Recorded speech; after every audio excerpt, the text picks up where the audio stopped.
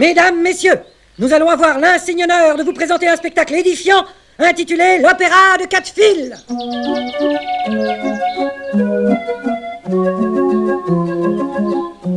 Qui donc éclaire nos cités, ainsi que nos belles campagnes, c'est elle l'électricité, fidèle compagne.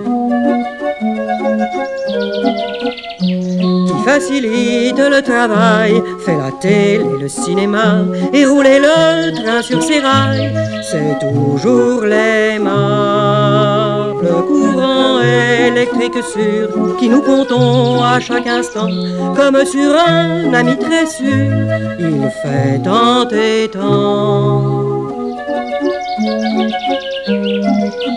Au-dessus de nous il circule, là-haut sur son fil aérien, et sans lui, sans ce funambule, le confort n'est rien.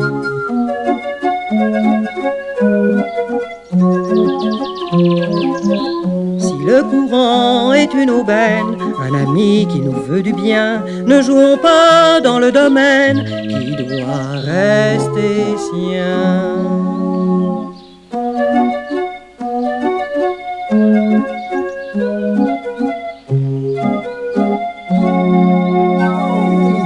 Car si haute et si innocente que paraissent ces lignes,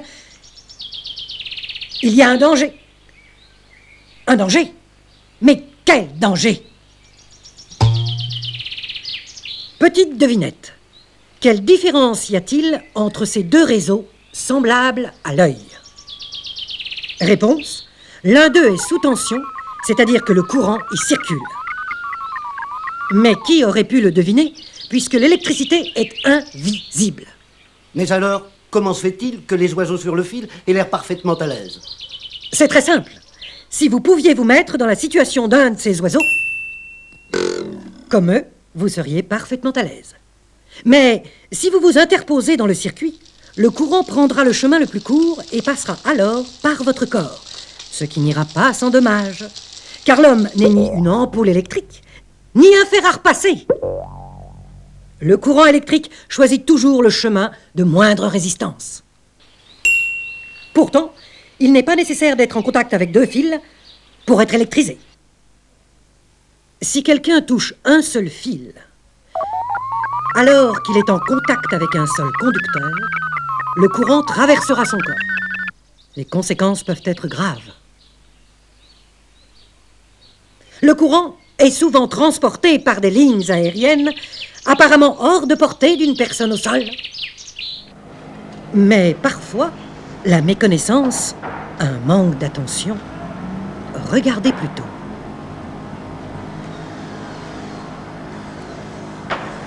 Stop! Gardons nos distances! Mais le travail doit continuer. Et la fourniture d'électricité ne peut pas toujours être interrompue. Il faut alors demander au distributeur d'électricité d'habiller le réseau, le rendant ainsi inoffensif. Sinon, il faut prendre un autre chemin. Mais on peut avoir quitté le sol et être toujours en contact avec lui.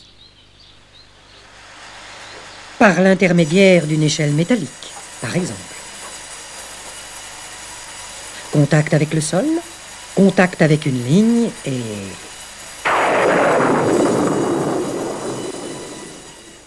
le résultat peut être très désagréable.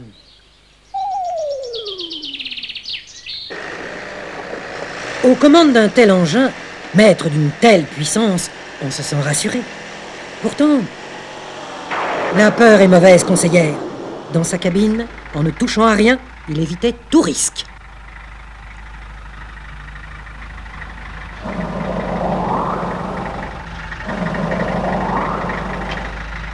La solidarité est un bel élan, mais elle ne doit pas faire oublier la réflexion. Avant de porter secours, assurons-nous que le risque est écarté. Pas de meilleur moyen pour bien nettoyer le tapis d'une toupie à béton que de le déployer. Mais si une ligne électrique se trouve là, l'eau étant conductrice, le courant va traverser le corps de l'homme pour se frayer un chemin vers la terre. Une silhouette bien connue sur les chantiers, la grue mobile. Et toc! Le grutier, attentif à son travail, peut ne pas s'apercevoir qu'une ligne est dans le champ d'évolution de sa flèche. Bâtiments, travaux publics, on imagine facilement le risque. Mais dans l'agriculture, les activités de l'agriculteur semblent le préserver. Pourtant, les risques électriques sont les mêmes et dans des situations très variées. Ainsi, l'arrosage. Ce n'est pas de ce genre d'incident dont je voulais vous parler. Comme on l'a vu, l'eau est conductrice de l'électricité.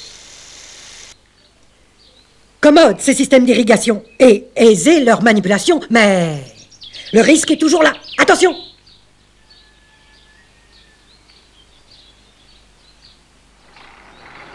Et oui, la livraison des aliments du bétail se fait maintenant avec des engins très perfectionnés.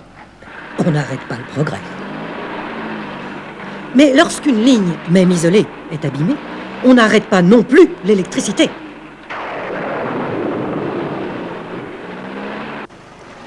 Les engins de traitement agricole peuvent avoir une envergure considérable.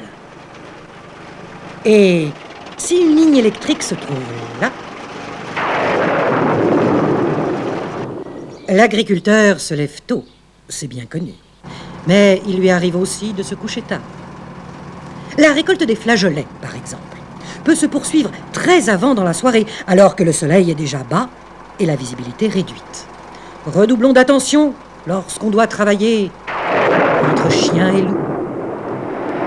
Nous nous déplaçons grâce au train. Mais c'est grâce à l'électricité que le train se déplace. Ce riverain coupe un arbre et il a ses raisons. Mais connaît-il seulement les dangers de cette activité? En tout cas, il a tort d'oublier la proximité des caténaires.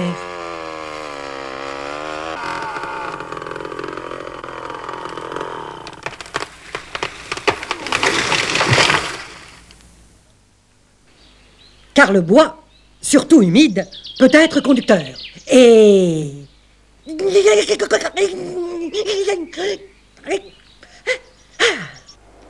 les caténaires sont forcément à une hauteur permettant le contact avec le pantographe de la motrice. Donc, même pour un travail indispensable, il faut s'assurer de la mise hors tension. Et même si vos activités semblent loin des problèmes électriques, il est toujours bon d'être attentif à la proximité d'une ligne.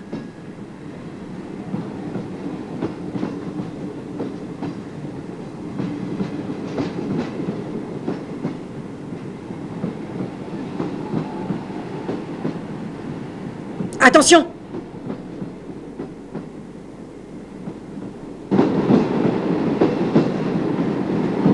Le graphisme est mauvais, mais le conseil est bon. Pour certains travaux, une demande de mise hors tension doit être faite. Mais elle n'est pas toujours possible. Il y a alors des mesures à prendre, différentes selon les cas. Garder une distance de sécurité d'au moins 5 mètres. Mettre en place des obstacles devant les conducteurs. Les isoler. Et dans tous les cas, signaler, baliser, surveiller la zone de travail. Avant tout, soyons attentifs à la proximité des lignes électriques, car quelquefois, il n'est même pas besoin d'un contact pour que le courant atteigne un conducteur proche. C'est ce qu'on appelle l'amorçage. Mais ceci est une autre histoire. Il peut arriver que l'électricité descende des pylônes. C'est heureusement rare. Si l'on rencontre un fil tombé à terre, il ne faut jamais... Enfin bref, il faut s'en tenir à distance.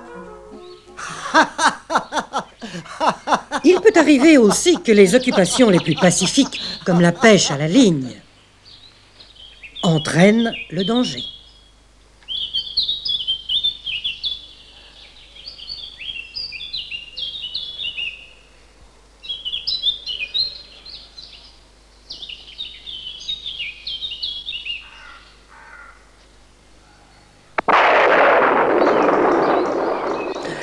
Souvent, dans l'euphorie des préparatifs de certaines festivités, on oublie la prudence.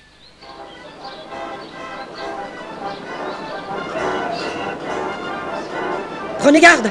L'électricité n'est pas loin. Gardons les gerbes d'étincelles pour la fête.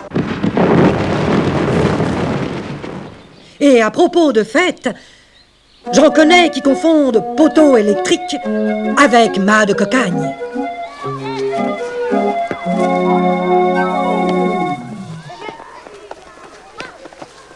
Qui arrive vite en haut risque de descendre encore plus vite. Il y a des jeux moins dangereux. Encore que...